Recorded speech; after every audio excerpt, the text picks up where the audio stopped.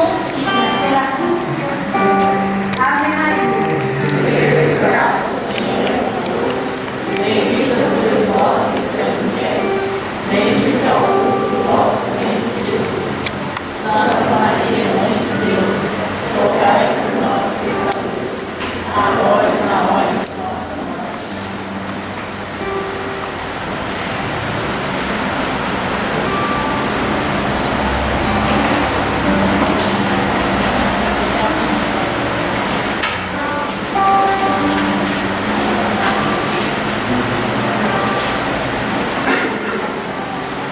Boa noite. Estou muito nervoso, mas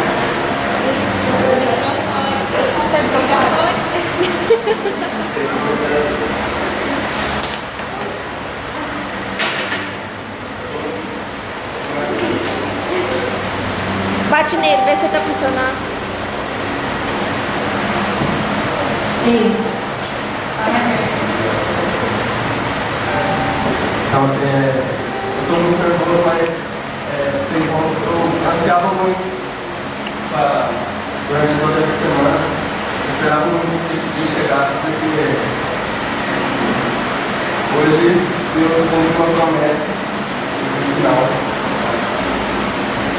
Então, meu nome é Eduardo, para quem não sabe, tenho 17 anos, não parece também, mas eu tenho. E para mim foi colocado para falar sobre pecado e salvação. Então, para falar sobre pecado, para todo mundo é muito difícil, né? E para começar, temos que falar assim, começar sobre, lá no início de tudo, né? O Gênesis, desde a criação, onde Deus faz o homem e a mulher. E nessa criação, a humanidade foi criada num alto nível de santidade. Porque todas as tardes o homem tinha o presente de se encontrar com Deus. Todo final de tarde Deus descia até o Éden e conversava, e se encontrar com a sua criação. E para isso, sempre estava muito lindo, né? Éden, Jardim das Delícias. Tudo era permitido para Adão e Eva, menos uma coisa. Deus proibiu somente uma coisa: não pegar o fruto da árvore que está no centro do jardim. E a serpente, muito astuta, né? Ela vem tentar sobre ela.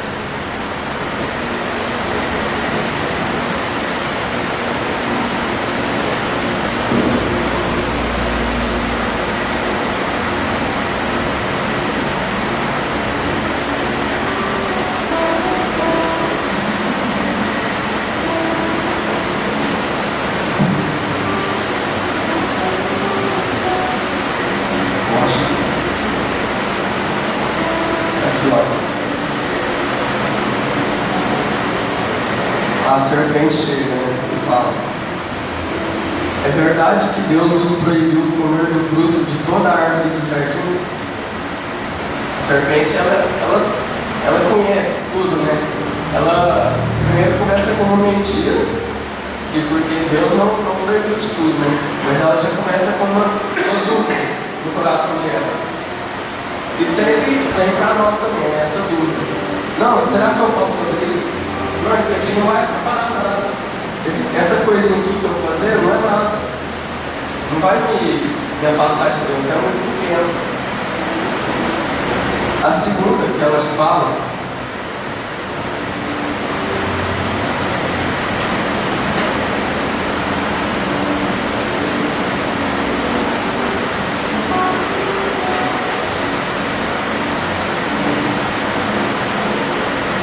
ela fala sobre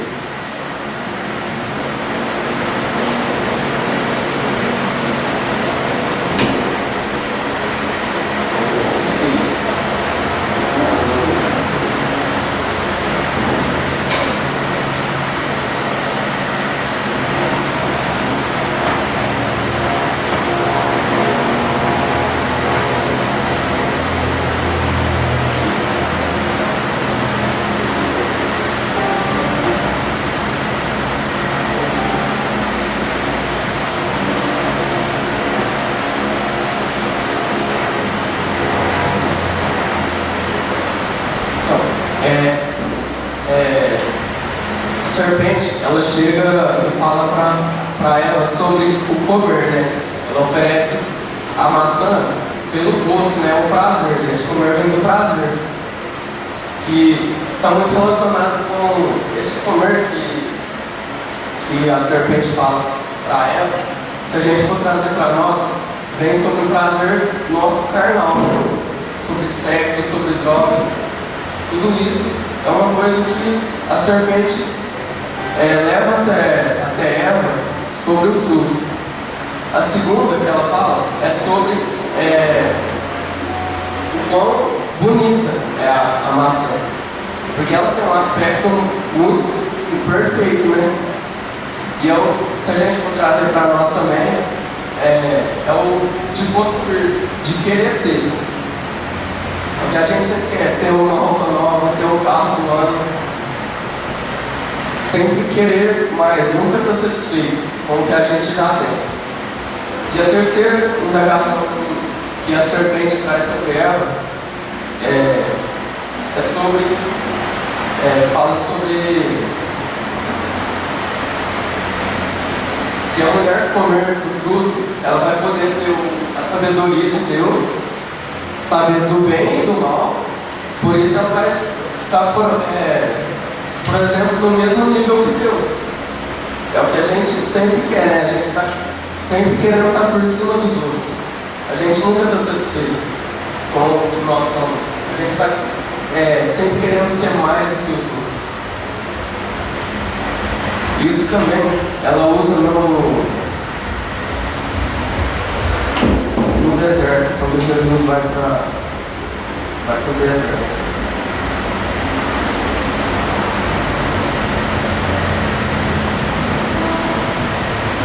Aqui, ó. Se és filho de Deus, ordena esta pedra que se torna pão.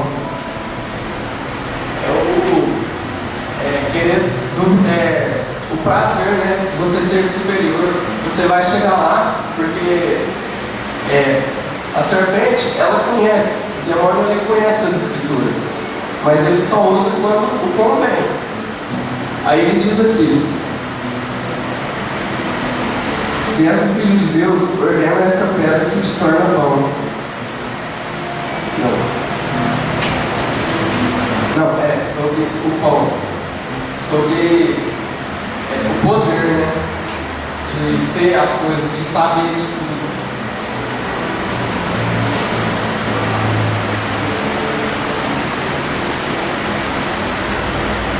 Então, a partir do momento que Eva faz tudo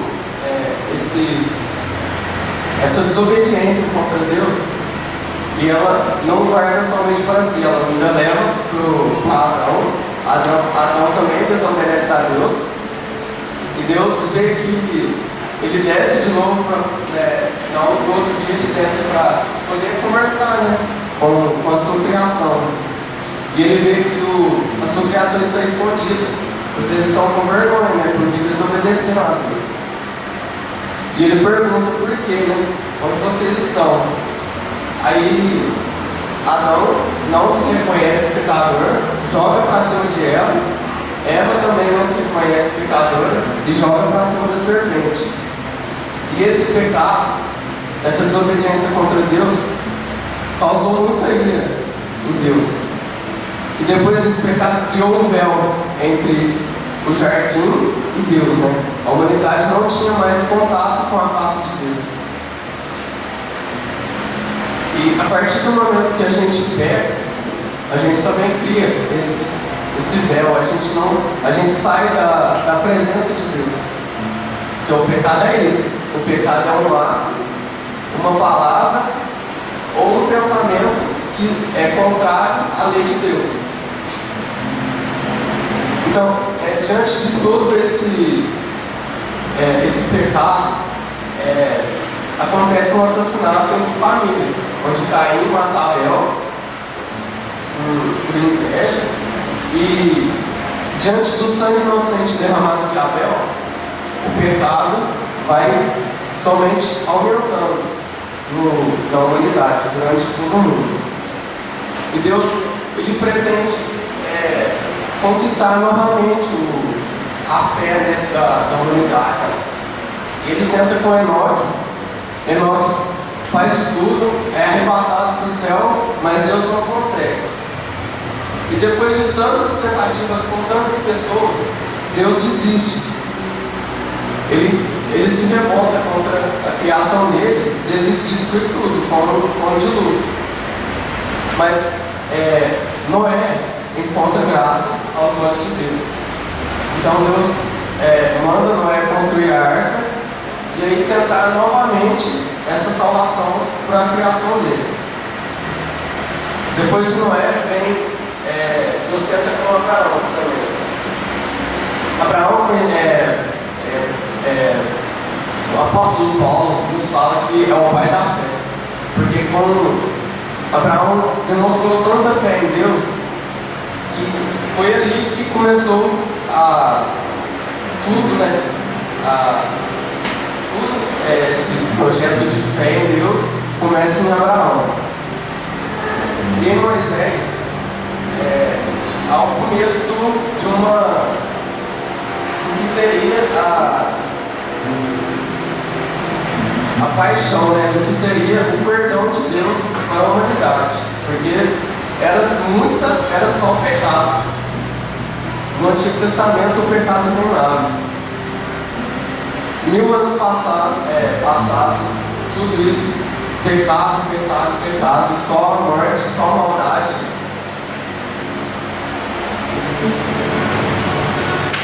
Deus vê que os cordeiros, né, que eram que se usavam para oferecer a Deus, um gesto assim, de fé em Deus no Antigo Testamento, era sacrificar um cordeiro para a salvação das almas. Mas Deus viu que o cordeiro não era capaz de salvar a todos, porque salvava somente aqueles que acreditavam em Deus. E aqueles que não acreditavam? Eles ficavam para trás. Por quê? Porque o sangue do cordeiro é apenas terreno, ele não é divino.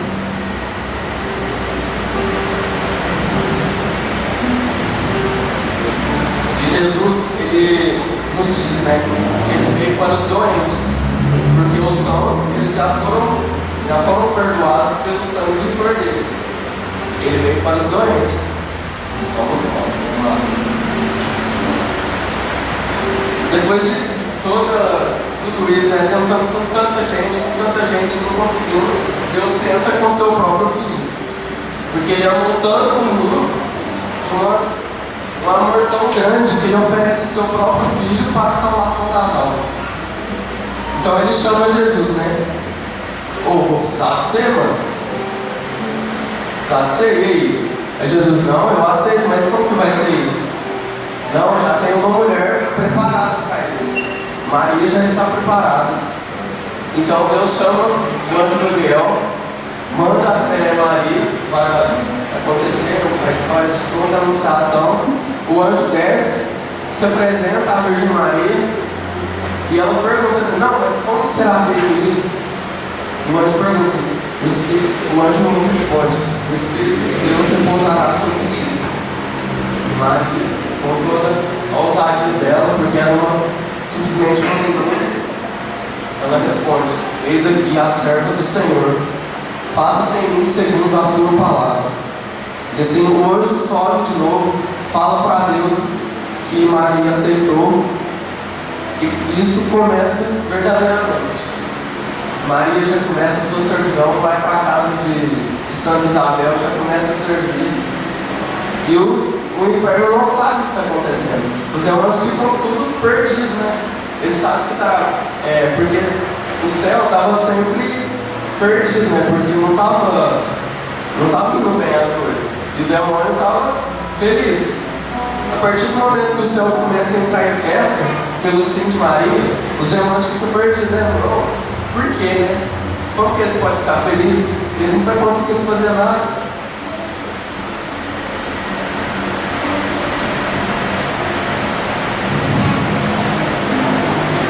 Aí, porque os demônios, eles não sabem, eles não conseguem compreender os planos de Deus. Porque o que está para vir, eles não sabem, porque o futuro pertence a Deus. O demônio tem poder sobre o nosso passado. É por isso que a gente deve se confessar. Ele tem o poder sobre o nosso presente, por isso orar e vigiar, mas pelo futuro não. Ele não tem poder pelo futuro, porque o futuro a Deus pertence, porque Deus é onipotente, onisciente. Ele sabe de tudo que está acontecendo. E diante do nascimento de Jesus, Herodes sabe que eles estão querendo criar um novo rei, né? Então ele manda matar todas as crianças de 0 a 2 anos. É por isso que a gente celebra os santos inocentes depois do Natal.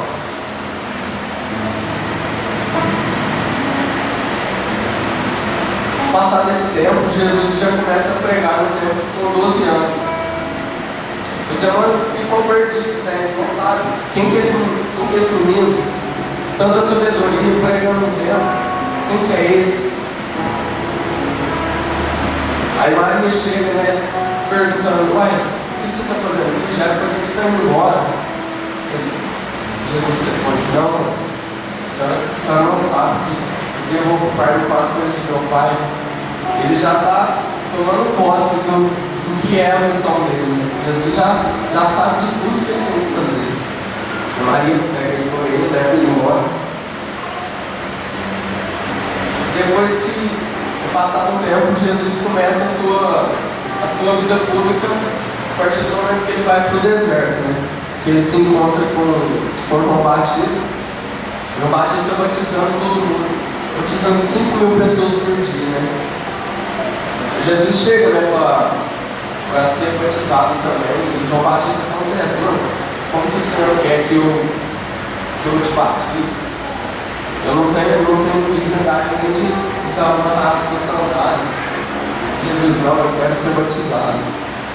João Batista batiza Jesus, e neste momento abre o céu, desce a pomba, o Espírito Santo em forma de pomba, e Deus fala, né? Através do céu, Deus fala: eis aí o meu filho muito amado, a quem eu coloco a minha afeição. Neste momento a gente vê toda uma manifestação da Trindade, certo? Jesus, o Filho, né? O Espírito Santo descendo em formato de pomba, e Deus falando com Jesus, o povo que estava lá. E a partir desse momento João Batista fala, né? Olha, agora vocês vão seguir esse cara aqui, porque chegou a minha vez, chegou aqui, agora é ele, vai todo mundo atrás dele, porque é ele que manda aqui agora.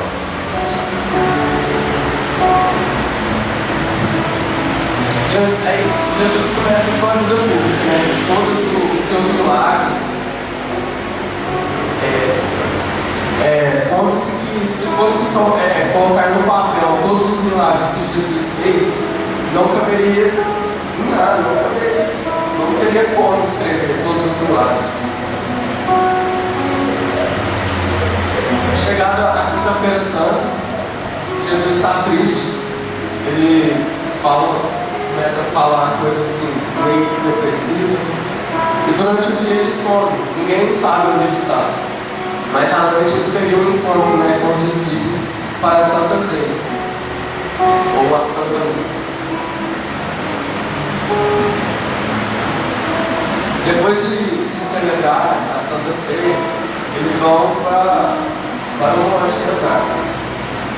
Chegada a meia-noite, Jesus vai para o Monte Getsemane para rezar sozinho. E aí ele começa a ter uma agonia tão grande, uma depressão tão forte. Ele está tão triste que ele começa a transpirar sangue. O suor dele se mistura com o sangue e começa a transpirar sangue. Depois de tanto sofrimento, chegado às 4 horas da manhã, Judas chega e com um beijo traz Jesus, né? Ele entrega nas mãos dos soldados romanos. Até às 10 horas da manhã, Jesus fica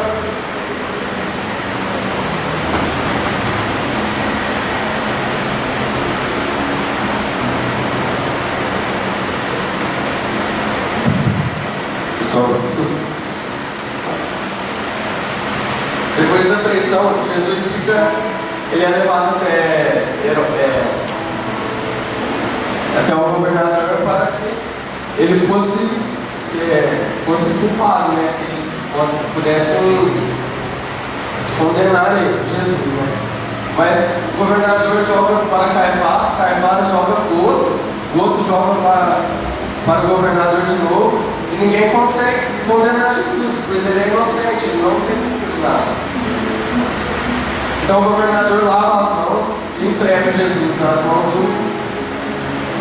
dos judeus, né? Para que ele pudesse ser condenado, mas que Roma não teria nada a ver com a morte de Jesus.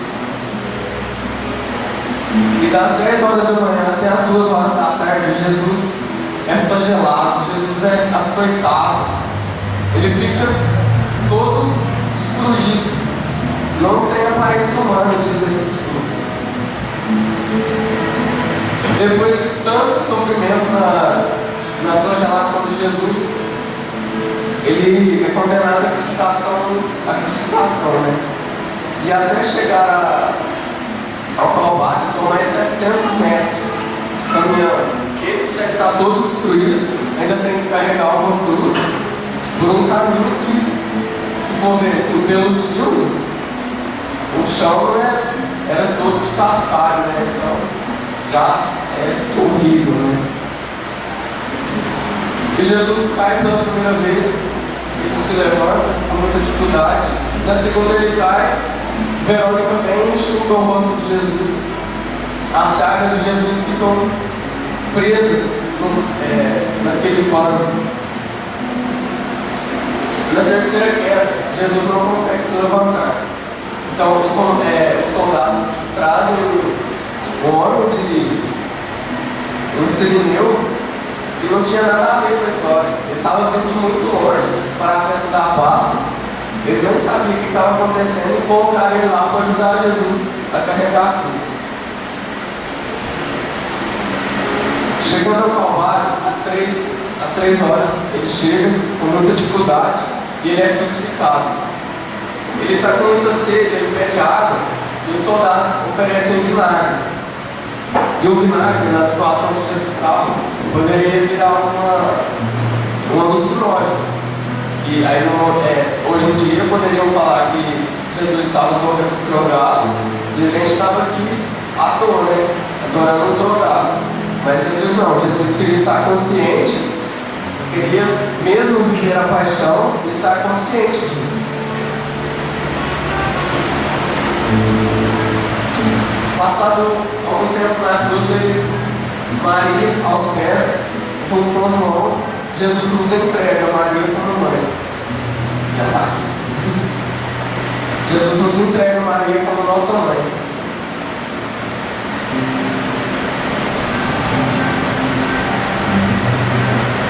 Depois de tanto sofrimento, tanto sofrer crucificado, ele desabafa, né?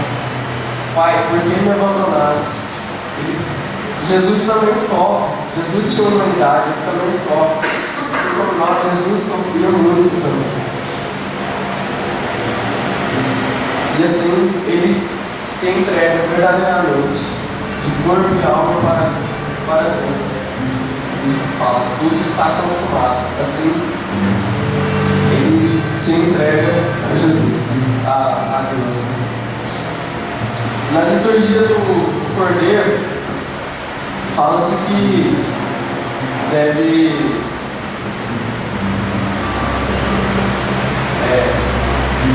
na época das crucificações lá, todo mundo quer crucificar para ter certeza que a pessoa que estava sendo crucificada morreu, eles quebravam as pernas.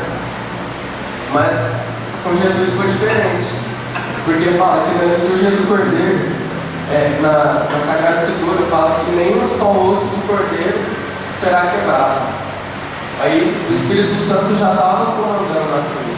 O Espírito Santo já estava penetrado no coração dos soldados para que fosse feito tudo com a vontade de Deus.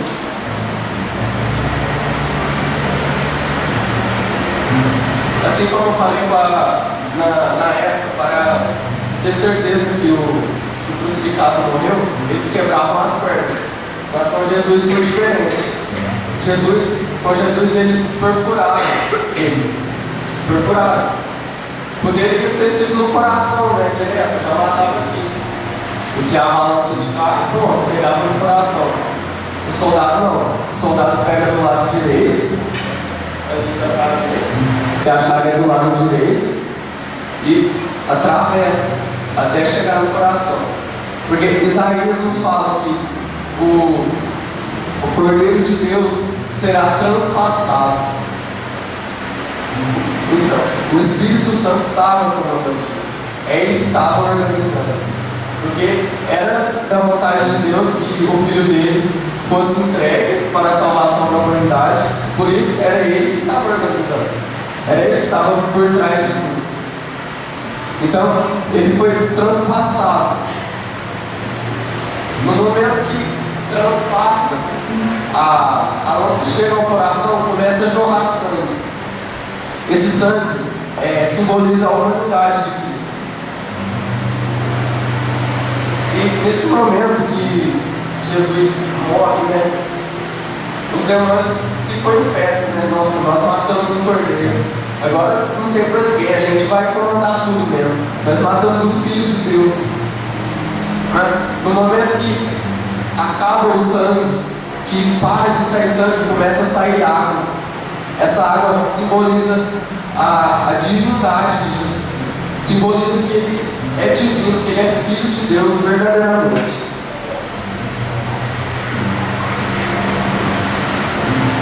Jesus, ele paga a nossa salvação não com morte, não com tristeza, mas ele paga com luta, com ressurreição. E a conclusão que nós temos disso, depois de tudo que Jesus passou, depois de todo o sofrimento, depois de todas as armas que o inimigo tentou contra a humanidade, com a morte de Jesus na cruz e a ressurreição 3 dias depois, nós temos a conclusão que o pecado foi vencido. Por isso, com o pecado vencido, nós temos que aceitar, né, essa salvação. Porque com a aceitação da salvação de Cristo por nós ganhamos autoridade. Porque se o pecado foi vencido, a gente só pega se a gente quiser. Porque o pecado não está comandando nada. Se a gente, com a aceitação da salvação, a gente tem autoridade, a gente pode olhar para o pecado de cima para baixo. A gente pode falar, não, eu não quero. Então, se a gente peca, é porque a gente quer. Com o pecado, a gente assina uma autocondenação. A gente cria novamente um véu que nos afasta de Deus. A segunda conclusão é que nós temos autoridade sobre os demônios. Porque você estando com Jesus, estando perto dele, tendo intimidade com Jesus, você tem autoridade sobre os demônios. Porque os demônios não chegam nem perto de Jesus. Eles querem distância. Então, se você está com Jesus, você está livre de tudo. Você tem autoridade de falar, não, eu quero ficar longe de você. Demônios. E a autoridade, a terceira conclusão é que a gente tem autoridade sobre nós mesmos. Porque se nós temos autoridade para falar que nós não queremos pecar mais, nós temos autoridade de falar, não, eu não vou naquela festa porque lá eu sei que eu vou ser tentado. Entendeu? Então, com essa aceitação de salvação, a gente tem autoridade sobre nós mesmos. E eu trago isso um pouco para mim, porque quando eu era mais novo, eu tinha muita dificuldade de afetividade, né? Eu era muito preocupado com isso, porque as pessoas iam achar de mim, se a menina ia achar bonito, essas coisas, eu ficava muito preocupado com essas coisas. Porque eu tinha a minha sexualidade, assim, não sexualidade. Eu tinha a minha afetividade abalada. Eu tinha muita vergonha. Se eu gostasse de uma menina, Eu não conseguia chegar para ela e falar, não, eu gosto de você, não sei o quê, e falar, né? Eu tinha dificuldade de ter amizade com as pessoas, principalmente com as meninas, por causa disso. Eu ficava, nossa, será que ela vai me achar bonito? O que tem a ver isso com amizade? Eu ficava com essas coisas na cabeça. E todo mundo, meus amigos sempre falavam assim, não sei o que, você tem que sair, você tem que pegar as meninas, não sei o que lá. E eles tinham as relações com as meninas e eles falavam pra mim. Eles falavam assim, detalhado, né? E eu ficava pensando, nossa, mano, eu nunca vou conseguir, né? Eu tão tímido do jeito que eu sou, não consigo nem conversar com a pessoa direito, nunca que eu vou conseguir fazer isso. E eu sempre fui assim, de participar de retiro. Eu sabia sobre castidade. Eu tinha conhecimento de que isso existia, né? Do que era a castidade. E um dia eu conheci uma menina, aí, aproveitando a situação, eu chamei ela para ir lá para casa. Aí aconteceu, uma semana depois eu já lembrei, né, de tudo que eu escutava nos retiros. Não, você tem que ter castidade, você tem que olhar para a sua irmã com respeito. E eu ficava lembrando, né, nossa, o que eu fiz, estava com aquela menina, né?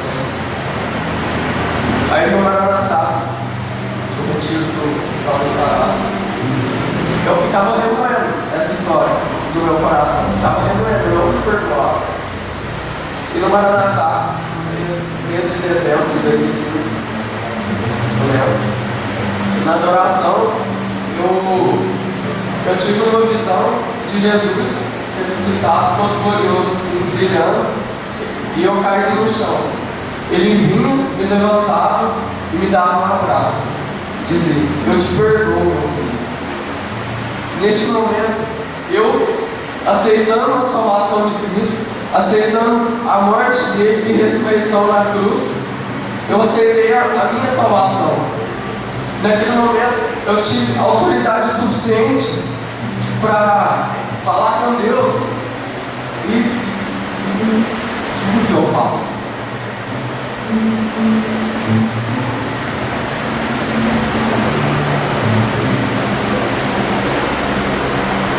Eu falei para Deus que Ele me mostrasse, né, o valor da castidade. Naquele dia eu falei, Deus, não, me fala, né? Eu me proponho aqui com o Senhor a viver a castidade a partir de hoje. Mas o Senhor vai ter que me mostrar o valor da castidade. O que eu vou ganhar com isso? E é isso. Vivendo a castidade, eu consegui viver, eu consegui curar a minha afetividade. Não que eu perdi toda a vergonha, mas hoje eu consigo vir aqui fazer uma pregação. Hoje eu participo do Ministério de Artes, eu faço teatro. Coisa que eu nunca imaginei fazer na minha vida. Então, eu convido vocês a levantar agora e colocar. Tenha essa autoridade, tenha a aceitação que Jesus salvou vocês, da salvação que Jesus tem na vida de vocês. Tenha autoridade suficiente para colocar todos os seus defeitos, todas as suas faltas aos pés da cruz.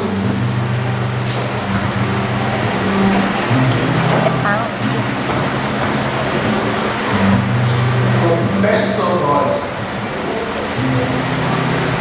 Fique imaginando Jesus crucificado, todo ensanguentado.